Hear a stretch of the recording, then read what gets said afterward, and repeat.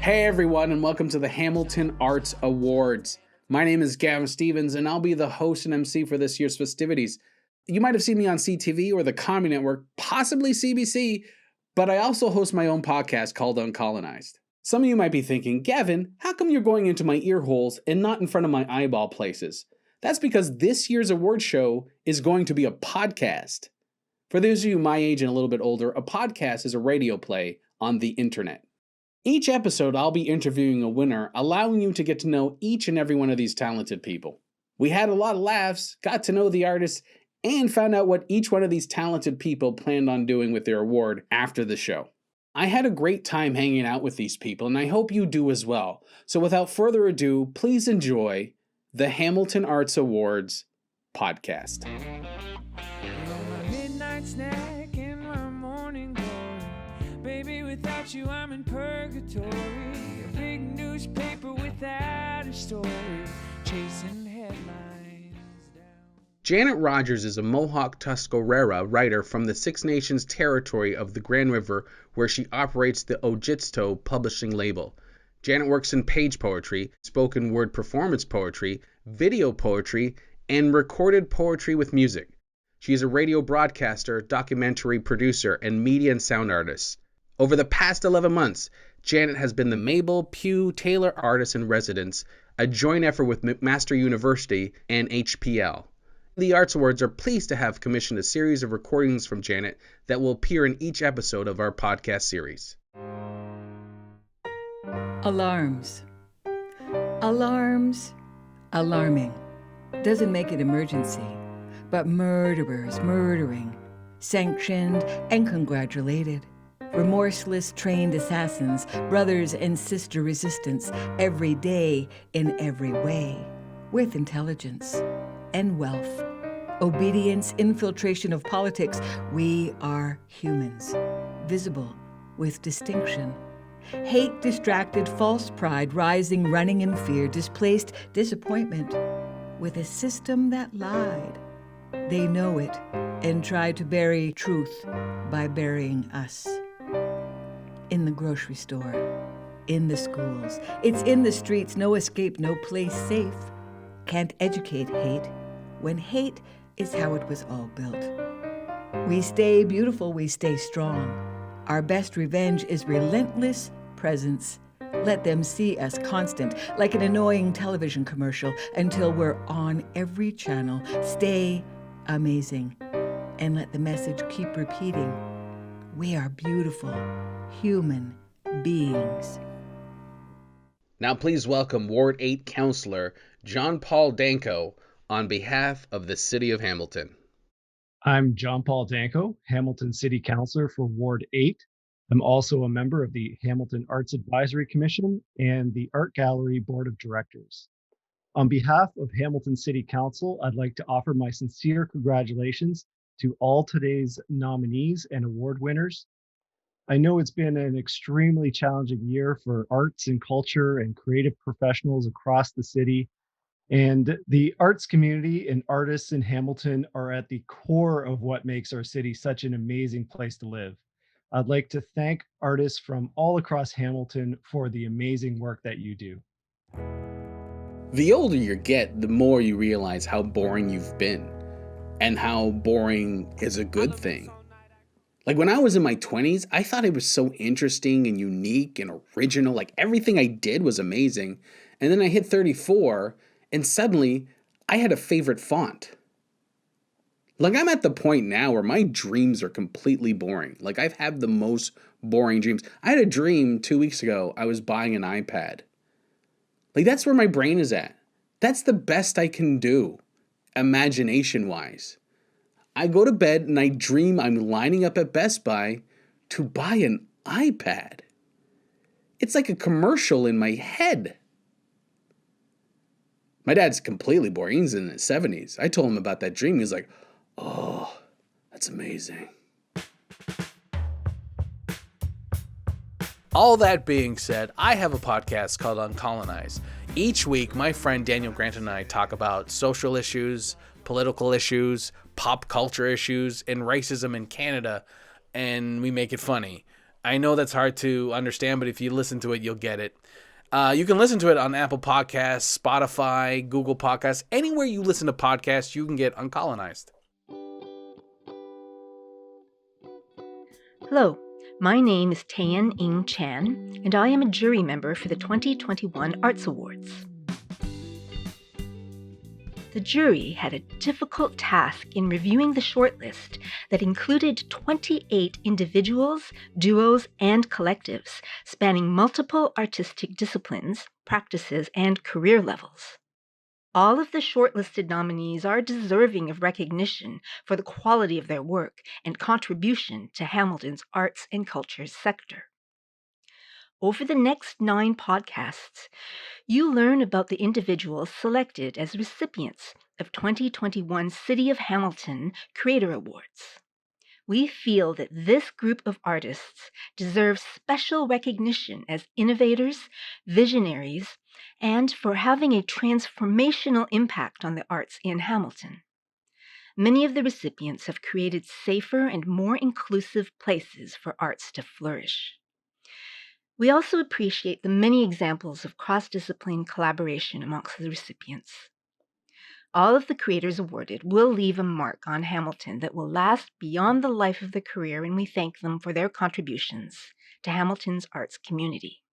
Congratulations to all the award winners.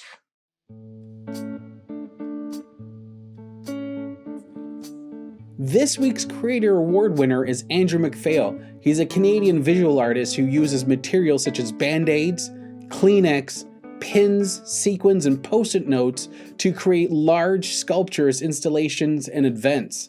He's also a co-founder of the $100 Gallery and is a founding member of the Assembly. Hey, Andrew, how you doing? I'm good. How are you? I'm good. This is how I start podcasts. I always have to start with asking the interviewee how they're doing. Can you tell me your name and what discipline you work in? My name is Andrew McPhail. I'm a visual artist. I work primarily in textiles and performance. How'd you get into that? Like, how did that journey happen? It's kind of a bit of a story, but I basically just fell into it. My training is in more traditional media, is in drawing and painting. Mm-hmm. And I kind of fell out of that and fell into this other weird stuff. What does this award mean to you? Well, it's really thrilling to have peer recognition like that, especially this year where there's been a lot of, things falling apart and things canceled and no shows. And so it was a really nice pick me up to hear that I'd been given the award, and just to know that people are behind my work and respecting me is really nice. So yay. Do you have a place in your house to display the award? There's a medal. I don't know if it's on a ribbon or something, but I'm going to wear it every day. I hope so. Like when I'm shopping at Fortino's, I'll be wearing it. Yeah. And, if I have to go to a city council meeting or anything, I am definitely going to be wearing it, or any kind of, maybe I'll go to the mayor's levee and wear it there. When I'm on the bus, I'll be wearing it. Yep. So I will wear it all the time. Try to blind people with the light off the metal. Yeah. It'll be highly polished. I hope so. I was going to ask you if you plan on taking the medal out for an intimate dinner after this, but I see you have plans already. Oh yeah. Yeah. Oh yeah. Okay. I really enjoyed, you have this, like, going through your stuff, you have a really good sense of humor, but you also, like, your stuff is, I don't know if I'm getting this right, but it's dark but human, and I really enjoy your art. I really do. Your insecurities, I thought they were hilarious. Do people choose? Okay, so that was a project that originated in the Supercrawl Festival. I think it was in 2015. Mm-hmm. And basically what it was is I had a rack of t-shirts, like a mobile rack of t-shirts that I went around the festival with. And the t-shirts all had words embroidered on them in sequins, and the sequins were all not bad words, but words that sort of dealt with my own insecurities and my own feelings of worthlessness and hopelessness. Hmm. And then I would lend out the T-shirts for the festival, and I would ask people to wear them all day. And they said things like jerk and stupid and idiot and smelly. So they were all kind of not complimentary things that the way you would usually see on a T-shirt. And people were very particular about what shirts they would wear. It took people a long time to choose generally what really fit their circumstance or their mood or whatever. Hmm. But it was great, and most people brought the T-shirts back at the end, which was really unexpected and nice. I thought everyone would just steal them, but um, they brought them back. I didn't even think of people stealing them, but that is a very Hamilton moment, by the way. People bringing their shirts back to you. Yeah, yeah. I even had some people who like weren't able to get back to me at the festival, and then they like returned them through a friend. Like a couple days later, it'd be Mhm. someone would come up and be like, here's this T-shirt that so and so gave me that they had at the festival, and they wanted to get it back to you. It's like, oh my god. I know I said it's funny. It is funny. I'm a comedian, so I have I don't like using the word dark because I feel like what you do is human, like the safety performance. That's my life right now during COVID. What you're expressing. That's most of us, I think. And it's funny because my work I would say my work, the subject matter is kind of heavy because a lot of it deals with um, my escapades of living with HIV and what that means. So it's kind of like, I feel like I've been going through this pandemic for like 20 years. And all of a sudden, everyone else has joined me now. Like all of a sudden, Hmm. oh, everyone's in it now instead of just me. Yep. That's really, it's kind of weird. So I feel like on the one hand that people are connecting more to the work, but I also feel like people are like kind of invading my subject matter, like now everyone wants to do work about the pandemic. Hey, But at the same time, this is what I like about your stuff is that you connect to people. Is that a kind of a benefit for you, or I find that people will talk about their misfortunes, particularly their health situations, like really easily. Mhm. I did a performance in Calgary once where I was sitting on a street and I was sewing together 20,000 Kleenex, and people like the performance was that just I was sitting there sewing, but people would come up and they would ask what I was doing, and I would start talking about it, and then they would start telling me all about their recent cancer diagnosis, or like it was a real not humbling, but it was like there was a kind of intimacy of relating to people on that level, and people bringing me sort of the empathy of their story, Mhm. sharing it with me the way I was sort of sharing my story publicly. So yeah, people want to talk about it, and people want to connect with other people about it. That's the what you just said. That's how I look at your art, and I feel it's very human. Like it's a human experience, even though you're expressing your your feelings and what you're going through. It connects. Thanks. Yeah, no problem. It's there's a lot of stuff you do. The post-it note piece that you did, Right. your art, the end result isn't like the process of the art is also the art. Hmm. Like that's like you solely sewing all those little things. Hmm. Well, a lot of my work is based on a sort of cumulative process. So, where I'm adding a lot of little things together to make one big thing. And it's partly about that process because, well, mostly because I really enjoy that process and I enjoy the mental state that it brings me to. Mhm. But it's also it's a way for all these small things to create something that is kind of overwhelming. um, does that sound too general? Kind of. Mm, mm, So like taking, thousands and thousands of post-it notes and covering like an entire gallery in them.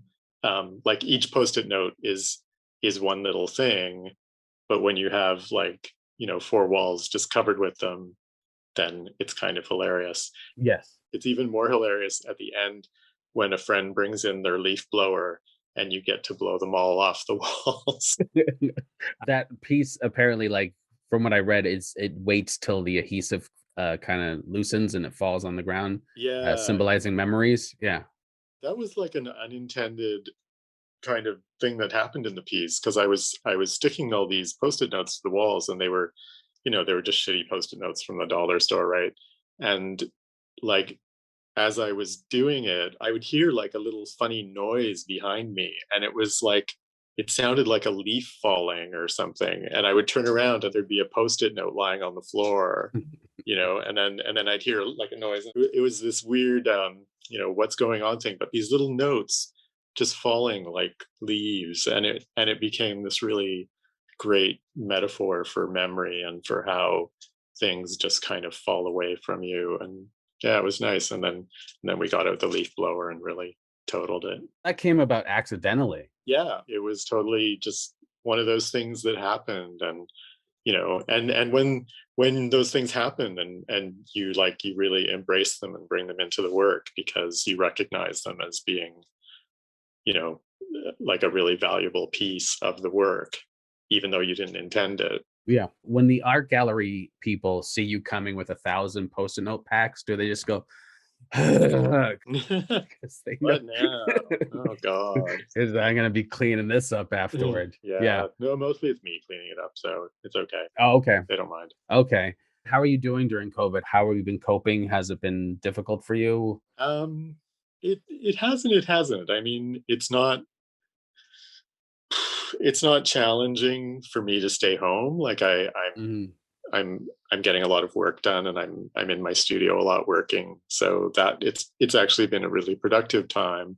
But I think it's just the mental stress of not being able to freely go out and, connect with people and socialize and stuff has been, this the stress that we're all feeling. I think I'm really lucky in that I don't have to work. I don't have to, Yeah. go out and go to my day job anymore. Um, so I can't imagine people who work in retail and stuff like the headspace they must need to get into to cope with that. Yeah, I feel sorry for people who work retail and people who are on the front lines. Um, do you what do you miss least about pre-COVID? What do I miss least about pre-COVID? Yeah. Uh, I'm not a crowd person, so yeah, I don't miss crowds.